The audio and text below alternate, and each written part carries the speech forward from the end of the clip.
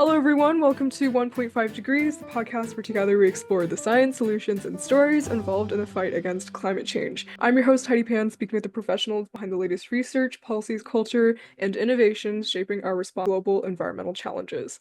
For today's episode, we are joined by Tom Di Liberto, a climate scientist and award-winning science communicator who previously served as a public affairs specialist at the National Oceanic and Atmospheric Administration's Office of Communication.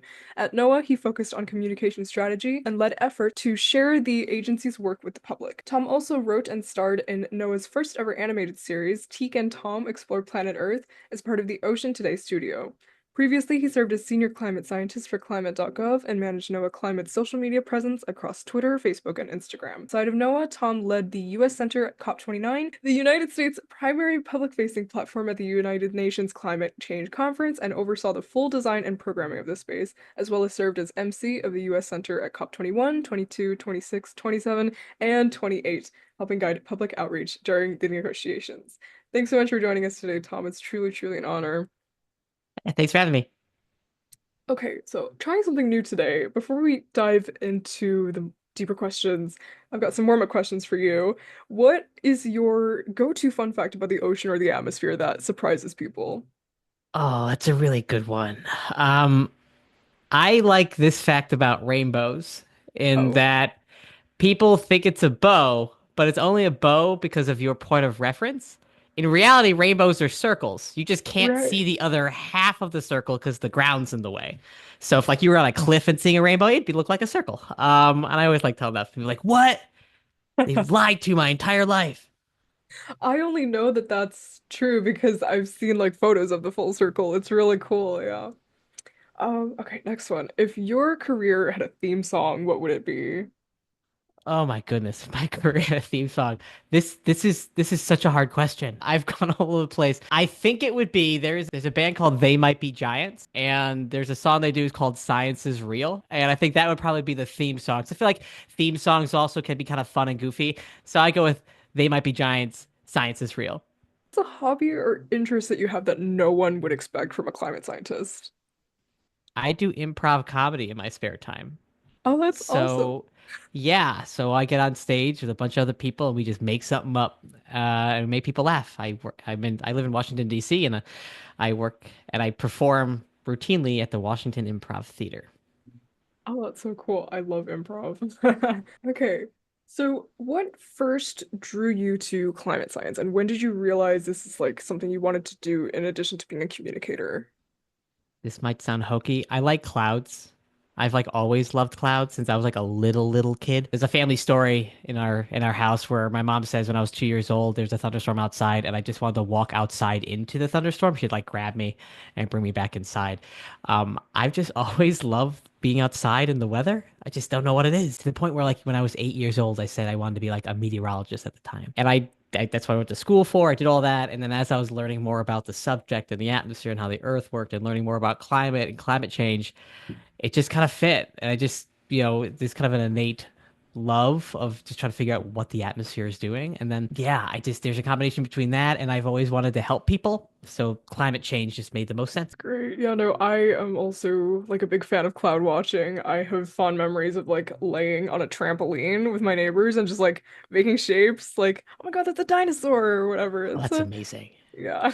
Everyone just lay down at some point in the summertime, just Yeah. look at the clouds pass. It's the best thing in the world. First on the agenda for listeners. Can you walk us through what a day in your role at NOAA looked like and like what does Samaya, what does science communication strategy look like in practice? Yeah, so every day I have certain tasks I always had to do. So every day I get into work and I would put together what's called our daily clips list. So I'd look through pretty much every article that came out that involved NOAA and I'd curate this little newsletter that I'd send out to everybody who's on this list at NOAA. Then, usually I have some long-term tasks and short-term tasks that I'm working on. So, short-term tasks would be, let's say we have a press release that's coming out soon. I'm either editing it, writing it, moving it through clearance. We've had a story come out and media is interested. Usually I'm the one handling media inquiries. So it comes into NOAA, comes into my office. I'm the one being like, okay, this person should probably answer that, or this is how we have to respond to that question. Then on some longer term things, usually I'm working on comm strategy in the sense of, let's say we don't have any talking points at NOAA on a certain topic. It's my task to research the topic, write up the talking points, and then have all the subject matter experts look at them, review them, and go through this process before getting them all cleared. Just so we can make sure that NOAA is talking with one voice on topics that could potentially be, you don't want there to be confusion. So I did that for a variety of topics, things like the current El Nino event back when there was an El Nino event, or like the La Nina event. I'd make sure that we were all talking and all on the same page. And then I would be thinking about long term, like what do we have coming up? What stories are we going to have? What research is coming out of NOAA? What products are coming out of NOAA routinely? And what should we be doing to promote them? Whether that's social media, writing articles, writing op-eds if there's leadership that wants to write op-eds. So it really kind of ran the gamut of, what I was doing. And sometimes I got to do fun things. So sometimes I got to write for climate.gov, which I used to do all the time, but my other role was not that much. I used to write for the ENSO blog. And then I wrote and created a cartoon show. So some of the work I was doing was related to, what's the next step for that, promoting it, and also, talking with school groups around the country. And you mentioned that you went to school for meteorology. What did your kind of like path to NOAA look like? So in some ways, it was a kind of a normal path. So I went to grad school and undergrad, and I was focusing on meteorology. And my first job was as a contractor at NOAA, working at the National Weather Service in the Climate Prediction Center. So I worked at the international desk for a program called the Famine Early Warning System Network, which is joint with the U.S. Agency for National Development. We basically provided the weather and climate information for USAID to know where there might be drought or flooding, things that could affect food security in places like Africa, Central Asia, Hispaniola, and Central America. And contractor, not like I'm like a contract gig. It's a full-time job. Basically, NOAA has the contractors who basically have a whole bunch of scientists who work at NOAA. And that was part of my role. And I was a contractor at NOAA for like over a decade, doing a couple of different roles. What was your vision behind Teak and Tom Explore Planet Earth, and what was it like to write and star in an animated series? I still can't. I somehow got a U.S. government agency to let me make a cartoon. It's crazy. Yeah. So, one thing, I talk to students and I talk to teachers, whenever others, folks within no education would talk with teachers, we kept getting a request for more material on the ocean weather and climate and how they're connected and how the world works. And, if you close your eyes, you imagine like a government product, you might think, oh, it's a bunch of B-roll footage of like waves breaking in a storm. And we're like, everyone's done that already. Let's try something different. So me and the producer, Kurt Mann of the Ocean Today studio, were like, let's do something different. And we both have always wanted to make a cartoon. He wanted to be like produce a cartoon, and I wanted to like write and be in a cartoon. So it was kind of like perfect. So Teak is this extraterrestrial on a school assignment coming to Earth, and I'm the scientist showing Teak around and explaining how Earth works. And, I'm trying to make it fun. I'm trying to make it sometimes a little silly and serious where it needs to be, but silly so it's at least entertaining. Mhm. Because I feel like a lot of the times we talk about these things, we make it really boring when it comes to talking about how amazing this world is. And it shouldn't be boring. It's crazy. It's cool. There's so many cool things going on. And that was what kind of my hope was to kind of capture some of that joy and also make it silly enough and maybe inspire some kids in the future to do this for a profession. Yeah, that's awesome. I mean, there's definitely like so much serious content out there, like you said, but I mean, kids are also on this planet and, trying to learn more. And so to have that, for them is really awesome. Thanks for being a part of that. And you've also played a big role at like several UN climate conferences. What was different about leading the US Center at COP29, I guess, like compared to emceeing like COPs and whatnot? Yeah. So my first time I went to a COP was COP 21 in Paris in 2015, and I was the MC basically for the US Center. So I'd be the one with a mic on stage, making sure all the events take place. I'd be answering all the questions, people coming to the United States booth looking for answers or whatever it may be. Uh, and I emceed 5 different COPs before I led the last one. The big difference is I tell folks this all the time. The big difference is at COP 21, I always felt that all the countries were concerned about what the media was going to write about them. And then you flash forward into COP 29, COP 28, and even COP 26 on when the US went back to it. I felt like all the countries there were much more worried about what the youth were going to say about them, Mm. which is an interesting shift. It's an interesting shift between like what's the concern. Like they didn't want to have like the youth come down on social media and youth come down with actions against them. They didn't want that to be the image. So, um, and to me, that's good. I would much rather that be kind of the thing that like the countries are worried about trying to improve their relationships with than with necessarily the media. So that was a big change. The other big change I would say is that even from COP21 to COP29, like the COP itself has gotten huge. It's just Yeah. gotten massive. Like back in the day, at COP, even COP21 is like not that far, a time ago. Like it wasn't the spectacle that it is now in terms of like the booths that countries and groups put up are just frankly they're insane in terms of like the quality and the amount of things they have at them. It's almost like it's a trade show at times. Back then, COP21 movies, there was a little bit of that. We had a big booth in the United States. We Mhm. had a big science on a sphere there, which we have not been able to afford ever since then. But I don't think people realize like millions and millions of dollars are spent on some of these booths, and that's kind of a big change from prior to COP21 to now. The shift about, pressure coming from youth actually having some effect is good to hear about. Definitely. What's one communication challenge that you've faced when talking about climate science, and how did you work through? Yes, I'll take this. Yeah, this is a good question. I think two different ways. Sometimes when I'm talking to groups of like, let's say teenagers, I always try to avoid being so pessimistic or even coming across as like, let's be frank, talking about the science is sad. Like that you can't avoid that if you're being honest about the science. So I'm always afraid, especially talking with youth and people who are younger than I am about basically almost giving them a sense of doom about the future and inspiring some sort of cynicism about what's happening. So the way I usually work through it is that I am unabashedly honest about everything. I'm honest about the science, but I'm also honest about how it impacts me as scientist Tom. Every day of my life is spent on this topic. And I don't like to sugarcoat things. I feel like especially youth and teenage, they can handle it. I just don't want, yeah, I'm not going to like lie to them or give them false impressions. They can handle it, but it's about doing it with like respect and understanding. And I always tell folks, like, listen, when I was a climate scientist for climate.gov, I wrote about climate disasters every single day. And honestly, it took a number on my mental health. You can't Yeah. not. Like, if you care about other people, Mhm. right?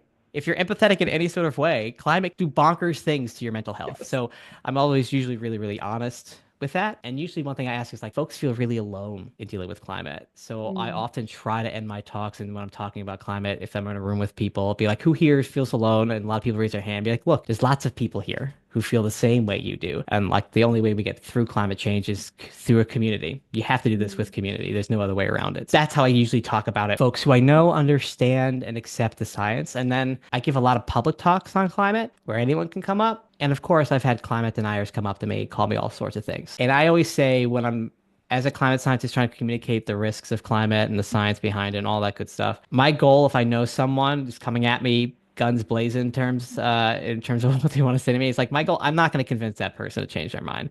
I've gotten out of the idea that I can convince really anyone to change their mind because when it comes to it, they have to change their own mind. I can't change it for them. But usually my goal is in communications with those folks is to at least leave that conversation with them thinking I'm a human being. Like them thinking I am someone that they could imagine like showing up at a party and then having a conversation with and then whatever it is. To me, that's success sometimes with people who are like the small, I guess they like 8%, the small minority of people who truly just don't accept climate change. And once I've done that, I feel like as someone who's a perfectionist, like once I got over the fact I can't convince everybody, it allows me to be a lot more relaxed and I feel like a better communicator that way. Yeah, that's a really good strategy or just like idea in general of just like being approachable and then I guess like in essence like also the topics you're talking about seem more approachable as well. And I definitely have to really thank you for kind of like bringing up that idea of like climate isolation because I definitely have felt that myself. And I remember when I first brought up, the topic in my school community, like there were a lot of people that felt isolated in the feeling as well. So yeah, that's definitely super true. And I guess like related to that and,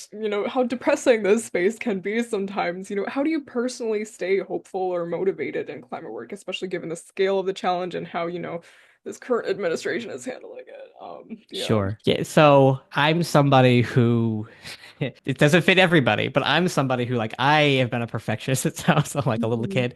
Yes. For better or for worse, sometimes it's a Yeah. lot of worse, let's be honest. But like climate change is a problem, and to me, like I'm solving that problem. Like I'm not stopping. So in Mhm. terms of like what it is, like I know it's a problem, we got to do it. I'm gonna keep doing it because it's the problem. We got to fix it. Like there's no other reason for me. I don't necessarily need external effects. I just that's what I got to do. I get down sometimes. I feel like it's like you can't stop sometimes the cynicism kind of filtering in your head after all of these things are happening. And what keeps me going is I always learn about new groups in cities that I've lived in for decades doing cool things that I had no idea about on topics related to like the environment and climate change and environmental justice or health and all like whatever it is. And then like I remember always meeting people in different cities and finding out new groups there. Those things give me hope for the idea that there's so much stuff I don't even know about cool people doing really cool things. And I don't want to let them down. They're doing cool.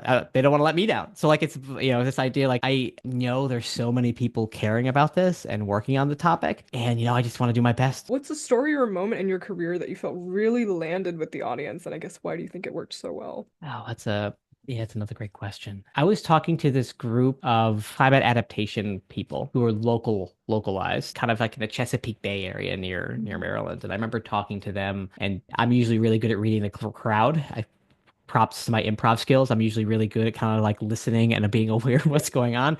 And I just felt like it wasn't landing. Nothing I Mhm. was saying was making sense. And I remember stopping my talk from what my prepared talk in my own head. It didn't seem like I stopped from the public. I just went quiet on stage. And Yeah. I remember thinking in my head, like, where am I? Who are these people? What am I talking about? And I flipped the switch and I started specifically relating everything to like specific Chesapeake Bay information I had. And I had Chesapeake Bay information in my talk, but I remember the Mhm. beginning of my talk was kind of more big picture. I felt like I was losing the audience because I was talking too much big picture stuff and the audience could not connect it to what the heck the point of the talk was.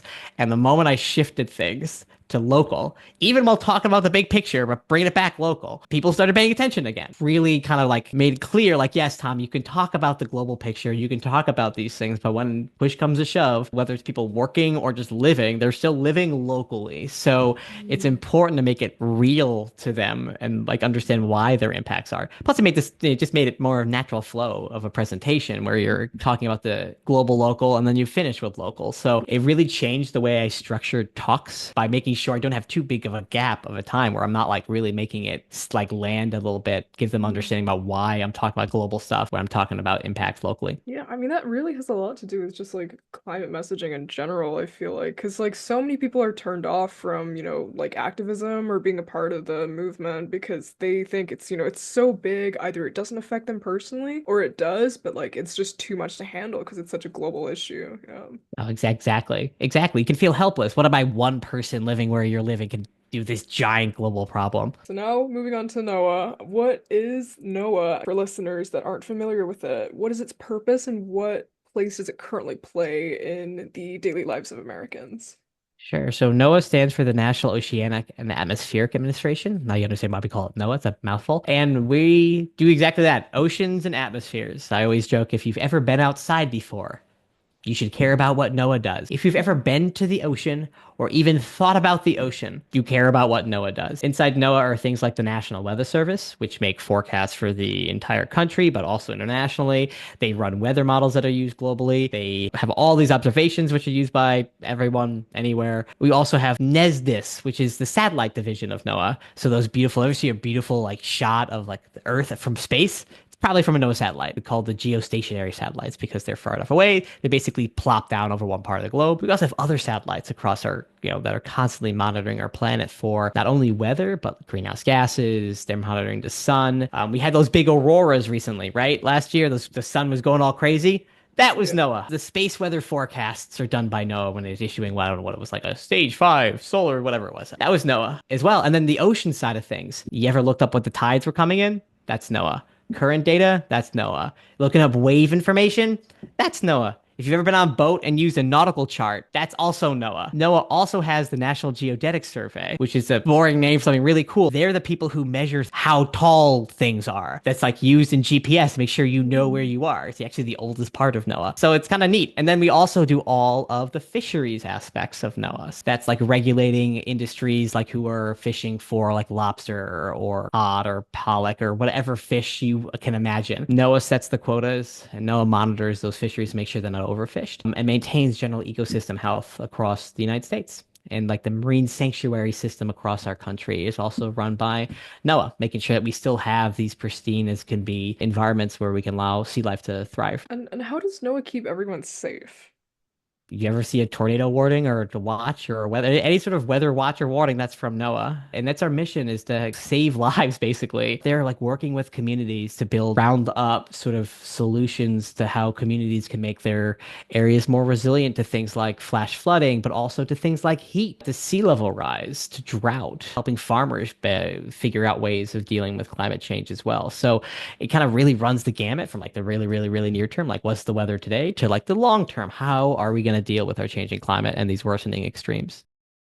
There was the cut. They fired almost all the probationary employees I know. And the reasoning in the email was that our abilities and skills were no longer a fit for our agency's needs, which is obviously not true. And the email had a lot of stuff that pointed right to, the current administration. Like, what is one piece of advice that you wish you had when you were starting out in this field? I think I would say have faith in your skills. I mean, I have no communications background. I just always liked doing it. I was told I was good at it, but I didn't think there was a career in it when I started working at NOAA. I kind of got my position in a weird way where I basically had to create my own path to get it. And I think a lot of that was because I didn't have faith that what I liked to do and what I was good at was actually any good. I feel like sometimes we're, as classic saying, we're our own worst critics. And I wish I would tell younger self to stop being so hard on yourself, trust yourself, and take those risks. It would have been nicer. I would have gotten to the place I was earlier. I'm happy the way the path took me. But yeah, I wish I would just give my younger self a little bit more confidence to really lean into what you're good at. For listeners who want to keep up with the work that you do, where can they find you? I am on Blue Sky on T. Di Liberto. So I think I'm getting used to Blue Sky. I like it though. I'm a big fan. Mhm. I'm on LinkedIn too. Feel free to message me there. And you want to check out my cartoon? It's oceantoday.noaa.gov/Teek and Tom. And Teek is spelled Teek. Go check out the 5-part series, lesson plans for kids too. I love doing it. On Blue Sky, you'll see it there. So much, Tom, for taking the time to chat with me. I learned a lot from this and really appreciate everything you're doing.